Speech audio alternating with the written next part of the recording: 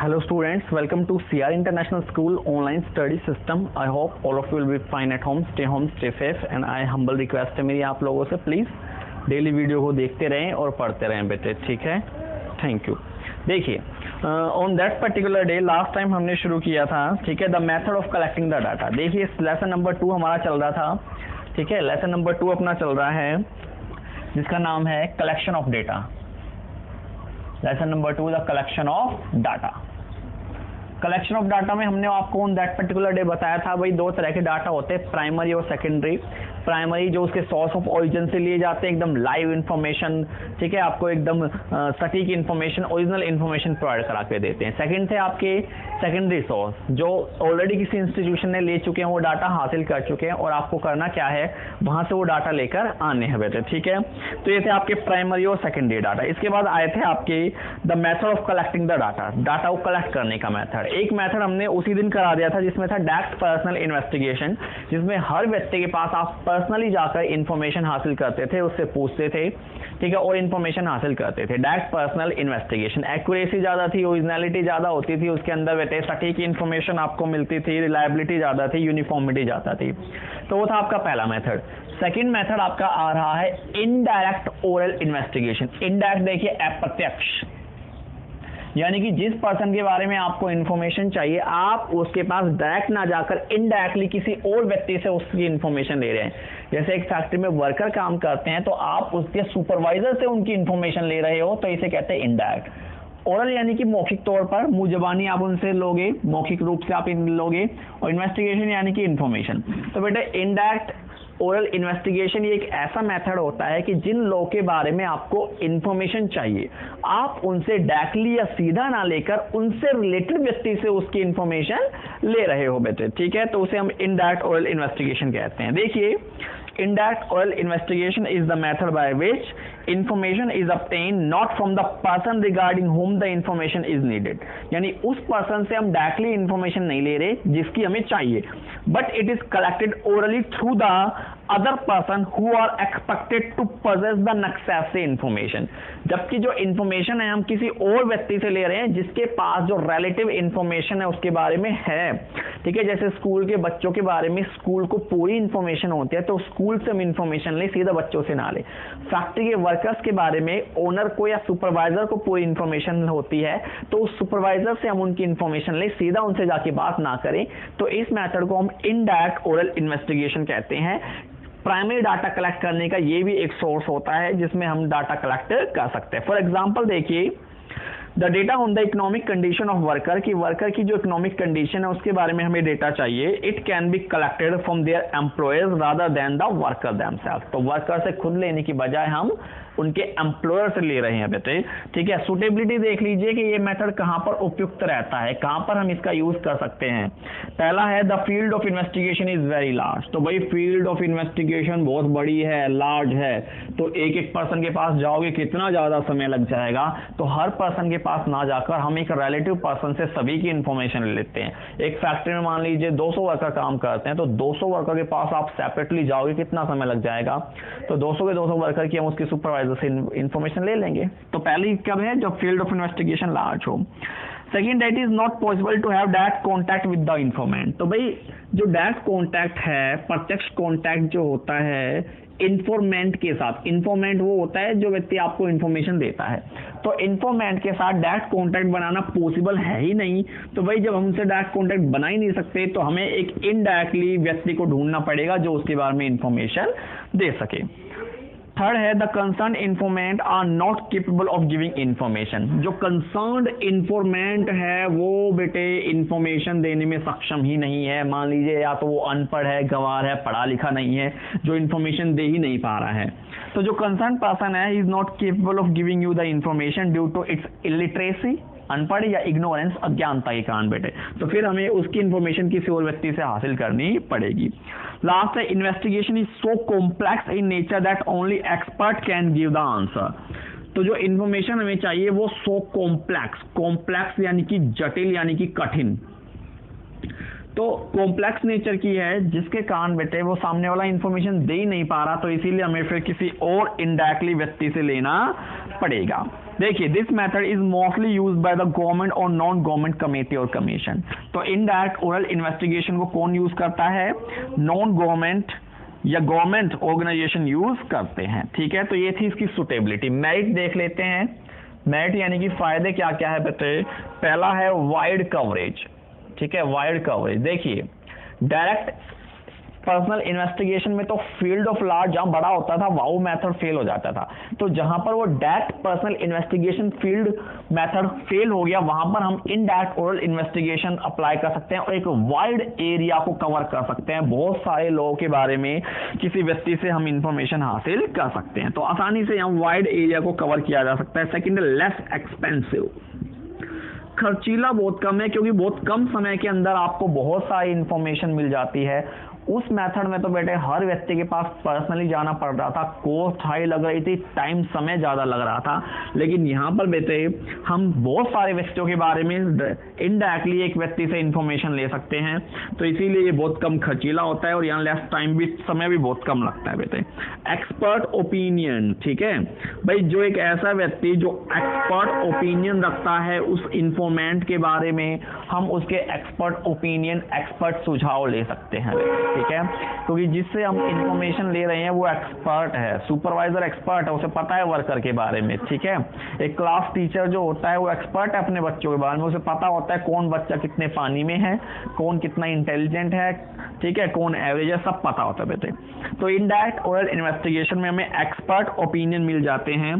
Fourth है free from बाइसनेस। तो कहा जाता है भाई इसमें बाइसनेस जो होता है, भेदभाव होता है, वो भी कम ही होता है भाई, क्योंकि आप किसी इनडायरेक्टली व्यक्ति से ले रहे हो तो उसे क्या लेना देना दूसरे व्यक्तियों के बारे में, तो वो एकदम सही सही इंफॉर्मेशन आपको देगा, ऐसा अज्यूम किया जाता है बेटे। हो सकता है वो गलत इंफॉर्मेशन दे दे, बट ऐसा अज्यूम किया जाता है भाई कि सामने वाले व्यक्ति का उनसे कोई लेना देना नहीं है, तो एकदम सही इंफॉर्मेशन हमें देगा और कोई बाइसनेस यहाँ पर नहीं आएगी।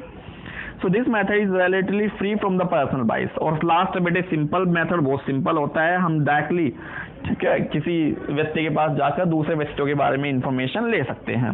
तो ये तो थे इसके मेरिट्स। डीमेरिट्स देख लेते हैं कि भाई इसकी कमियां क्या क्या है। सबसे पहली कमी है लेस एक्यूरेट। तो इसमें एक्यूरेसी कम होती है बेटे, क्योंकि एक व्यक्ति की इंफॉर्मेशन कोई और दे रहा है, जरूरी नहीं है कि एक व्यक्ति के बारे में सारी ए टू जेड इंफॉर्मेशन सामने वाले को पता हो बेटे, और हो सकता है कि भाई जो पता है वो भी गलत हो। तो इसलिए यहाँ एक्यूरेसी पर पूरा विश्वास नहीं किया जा सकता। ठीक है, so the data collected by this method is relatively less accurate. तो कम एक्यूरेट होते हैं, सटीकता कम देखने को मिलती है। This is because information is obtain from other person, क्योंकि दूसरे पर्सन से ले रहे हैं इसलिए। सेकेंड है बाइस्ड। ये कह रहे हैं बेटे हो सकता है बाइस्ड इंफॉर्मेशन वो आपको दे, क्योंकि सामने वाले को पता नहीं है, वो यूं ही झूठ कुछ भी बोल दे, तो फिर हो सकता है बाइसनेस आए। So there is a possibility of personal biasness of witnessing giving information। तो भाई जो विटनेस दे रहा है हो सकता है उसकी कोई पर्सनल दुश्मनी हो, तो वो बाइसनेस निकाल के अपनी इंफॉर्मेशन दे। थर्ड है डाउटफुल कंक्लूजन। जो कंक्लूजन या निष्कर्ष निकल कर आता है उसे पूरी तरह से हम सही नहीं कह सकते, उस पर भी डाउट रहता है, उस पर भी संदेह रहता है। So the method may lead to a doubtful conclusion due to the carelessness of the witness. तो हो सकता है जो विटनेस है वो बेटे लापरवाही दिखा रहा है, केयरलेसनेस दिखा रहा है, जिसके कारण बेटे ठीक है डाउट आ जाए कंक्लूजन के ऊपर। तो ये था इनडायरेक्ट ओरल इन्वेस्टिगेशन। अब नेक्स्ट टॉपिक अपना जो आ रहा है वो डिफरेंस आ रहा है बेटे। ठीक है, हमने पढ़ा था डायरेक्ट पर्सनल इन्वेस्टिगेशन और अब हमने पढ़ा इनडायरेक्ट ओरल इन्वेस्टिगेशन। तो दोनों मेथड में क्या डिफरेंस है देखिए। यहां मैं लिख देता हूं डायरेक्ट पर्सनल इन्वेस्टिगेशन, ठीक है, और यहां मैं लिख देता हूं इनडायरेक्ट ओरल इन्वेस्टिगेशन। तो ये दो मेथड अभी तक हम पढ़ चुके हैं। दोनों में मेन डिफरेंस क्या है बेटे देखिए। पहला डिफरेंस देखिए क्या है। पहला डिफरेंस आपसे कहता है भाई कि डायरेक्ट पर्सनल इन्वेस्टिगेशन में जो इन्वेस्टिगेशन है वो डायरेक्ट कॉन्टैक्ट होता है। तो इसमें क्या होता है डायरेक्ट कॉन्टैक्ट बिटवीन इन्वेस्टिगेटर, जो इन्वेस्टिगेटर है बेटे, जो जांच पड़ताल कर रहा है, वो पर्सन जो डाटा चाहिए उसको इन्वेस्टिगेटर है, एंड इन्फॉर्मेंट। इन्फॉर्मेंट वो होता है जिसके बारे में इंफॉर्मेशन ली जा रही है। तो बेटे जिसके बारे में इंफॉर्मेशन ली जा रही है, ठीक है, तो इन्फॉर्मेंट है और इन्वेस्टिगेटर है, उसमें डायरेक्ट कांटेक्ट आता है, जबकि यहाँ पर there is no direct contact. ठीक है, यहाँ पर कोई डायरेक्ट कांटेक्ट नहीं होता क्योंकि जिस पर्सन के बारे में हमें इंफॉर्मेशन चाहिए, ठीक है, वो हम उससे ना लेकर किसी और व्यक्ति से ले रहे हैं। So there is a no direct contact between investigator and informant. तो इन्फॉर्मेंट और इन्वेस्टिगेटर के बीच कोई भी डायरेक्ट कॉन्टैक्ट नहीं बन पाता। सेकंड कह रहा है बेटे कि डायरेक्ट पर्सनल इन्वेस्टिगेशन वहां एप्लीकेबल है where field of investigation small होती है, जहां हमें कम लोगों का डाटा चाहिए, कम लोगों के बारे में इंफॉर्मेशन चाहिए। So it is applied where field of study is small. तो जहां फील्ड ऑफ स्टडी बहुत स्मॉल, छोटी हो, वहां हम ये मेथड अप्लाई कर सकते हैं। जबकि जो दूसरा मेथड है ये अप्लाई हो सकता है, it can be applied where field of study is large. तो ये बड़े लोगों के बारे में जब हमें इंफॉर्मेशन चाहिए तब हम वहां अप्लाई कर सकते हैं। थर्ड है बेटे, ठीक है, तो डायरेक्ट पर्सनल इन्वेस्टिगेशन मेथड के अंदर, ठीक है, जो इन्वेस्टिगेटर है उसे अच्छी लैंग्वेज एंड कल्चरल हैबिट उसकी होनी चाहिए बेटे, ठीक है।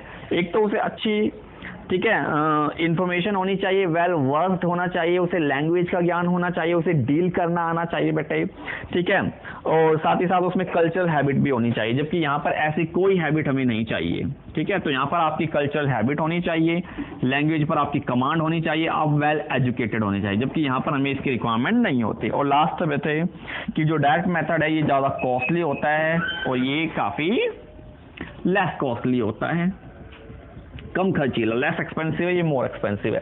तो ये इन दोनों के अंदर डिफरेंस थे बेटे, ठीक है। तो ये डिफरेंस भी हमने कर दिया। नेक्स्ट मेथड जो है आपका डाटा कलेक्शन का, रिमेंबर हम पढ़ रहे हैं method of collecting the data, कि डाटा कहाँ से और कैसे कलेक्ट किए जाते हैं, ठीक है। दो मेथड हम पढ़ चुके बेटे, ये तीसरा मेथड मैं आपको करा रहा हूं। तीसरा मेथड है इंफॉर्मेशन फ्रॉम लोकल सोर्सेस और कॉरस्पॉन्डेंस। कॉरस्पॉन्डेंस जो आसपास के लोग होते हैं बेटे, ठीक है, कॉरस्पॉन्डेंस। मान ली किसी गली के बारे में इंफॉर्मेशन चाहिए तो आसपास के लोग कॉरस्पॉन्डेंस फैलाएंगे। तो देखिए इसमें हम क्या करेंगे, जो लोकल सोर्स होते हैं वहां से हम डाटा कलेक्ट करेंगे, ठीक है। जो लोकल सोर्स होंगे आपके आसपास के, वहां से हम डाटा कलेक्ट करेंगे। देखिए बता रखा है कि under this method the investigator appoint local person. जो इन्वेस्टिगेटर है वो कुछ लोकल पर्सन को अपॉइंट करेगा, लोकल पर्सन को हायर करेगा, ठीक है, उन्हें अपॉइंट करेगा, और कॉरस्पॉन्डेंस एट डिफरेंट प्लेस, या फिर अपने कॉरस्पॉन्डेंस को भेज देगा डिफरेंट प्लेस पर, अलग अलग लोगों को बेटे कॉरस्पॉन्डेंस को भेज देगा। They collect information in their own way, वो अपने तरीके से, जो उन्होंने लोकल पर्सन को चुना है और कॉरस्पॉन्डेंस को चुना है, वो अपने हिसाब से अपने तरीके से इन्फॉर्मेशन कलेक्ट करेंगे और इन्वेस्टिगेटर को सप्लाई कर देंगे बेटे। तो ये मेथड होता है इंफॉर्मेशन फ्रॉम लोकल सोर्स और कॉरस्पॉन्डेंस। तो इसमें करता क्या इन्वेस्टिगेटर, ठीक है, जो गली वगैरह मोहल्ले वगैरह होते हैं वहाँ लोकल पर्सन को अपॉइंट करता है और उनसे कहता है इन्फॉर्मेशन कलेक्ट कर। वो अपने तरीके से इन्फॉर्मेशन कलेक्ट करते हैं बेटे और सेम इन्फॉर्मेशन सप्लाई कर देते हैं किसको, इन्वेस्टिगेटर को। सुटेबिलिटी देख लेते हैं कहाँ पर ये उपयुक्त रहता है। सुटेबिलिटी को हिंदी में कहते हैं उपयुक्त, कि इस मेथड को हम कहाँ पर अप्लाई कर सकते हैं, कहाँ ये उपयुक्त रहेगा। पहला देखिए, regular and continuous information is needed. तो बेटे जिस एरिया की हमें रेगुलर और कंटिन्यूअस लगातार इंफॉर्मेशन चाहिए तो वहां पर तो फिर आपको लोकल लोगों को सेलेक्ट करना ही पड़ेगा जो आपको लगातार इंफॉर्मेशन सप्लाई कर सके बेटे। तो कंटिन्यूअस और रेगुलर इंफॉर्मेशन चाहिए वहां पर। Where the area of investigation is pretty large. तो एरिया ऑफ इन्वेस्टिगेशन जो आपको लार्ज है, मान लीजिए आपको एक पूरे डिस्ट्रिक्ट की इंफॉर्मेशन चाहिए तो हर डिस्ट्रिक्ट के हर ही गली मोहल्ले में आपको लोकल पर्सन भेजने पड़ेंगे और इंफॉर्मेशन आपको लेनी पड़ेगी। तो ये जो मेथड होता है वो वहां भी अप्लाई होता है जहां फील्ड ऑफ इन्वेस्टिगेशन काफी लार्ज हो, ताकि हर गली मोहल्ले में आप अपने लोकल पर्सन या कॉरस्पॉन्डेंस को भेज सके और इन्फॉर्मेशन ले सके। थर्ड है the information is to be used by journal, magazine, radio. तो भाई जिन इंफॉर्मेशन को आपको रेडियो में पब्लिश करना है, मैगजीन्स में डालना है, जर्नल्स पत्रिकाओं में बेटे आपको पब्लिश करना है, टीवी पर दिखाने इंफॉर्मेशन, तो वहां के लिए आपको फिर लोकल सोर्स का यूज करना पड़ेगा ताकि आप हर एरिया की इंफॉर्मेशन, ठीक है, पब्लिश कर सके। लास्ट है a very high degree of accuracy is not required. तो हाई डिग्री ऑफ एक्यूरेसी हमें नहीं चाहिए, एक्यूरेसी नहीं चाहिए, एवरेज इंफॉर्मेशन बस मिल जाए, थोड़ी बहुत छोटी मोटी इंफॉर्मेशन मिल जाए, काम चल जाएगा, तो वहां पर हम इस मेथड को यूज कर सकते हैं। तो ये चीज की सुटेबिलिटी की कहां ये सुटेबल रहता है बेटे। आगे आ जाइए मेरिट्स। मेरिट्स क्या है इसकी, इस मेथड के फायदे क्या क्या है आपके लिए। पहला फायदा इकोनॉमिकल, सस्ता है। ये जो मेथड होता है आपका information from local sources and correspondence, ये रिलेटिवली काफ़ी सस्ता मेथड माना जाता है, क्योंकि इसमें टाइम कम लगता है, मनी भी कम लगती है और लीस्ट एफर्ट्स में, क्योंकि गली मोहल्ले में आपको इन्फॉर्मेशन का पता होगा तो कम से कम एफर्ट्स में आपको मैक्सिमम इन्फॉर्मेशन या मैक्सिमम डेटा मिल जाते हैं। So it is very economical, काफ़ी इकोनॉमिकल मेथड है ये। सेकेंड है वाइड कवरेज। तो ये जो मेथड है आपका, ठीक है, एक बड़े एरिया को कवर कर सकता है बेटे। जैसे पॉपुलेशन काउंटिंग वगैरह होती है तो उसमें इसी तरह का काम किया जाता है, हर गली मोहल्ले में ड्यूटियां लगा दी जाती है और वो हर गली मोहल्ले में पॉपुलेशन काउंट करके लेकर आते हैं। तो इसीलिए इस मेथड के थ्रू हम एक वाइड एरिया को कवर कर सकते हैं, एक बड़े क्षेत्र को कवर कर सकते हैं। थर्ड है कॉन्टिन्यूटी, लगातार हमको इंफॉर्मेशन मिलती रहेगी, ठीक है। जो कॉरस्पॉन्डेंस या लोकल पर्सन हमने अपॉइंट किए वो लगातार कंटिन्यूसली हमें इंफॉर्मेशन देते रहेंगे।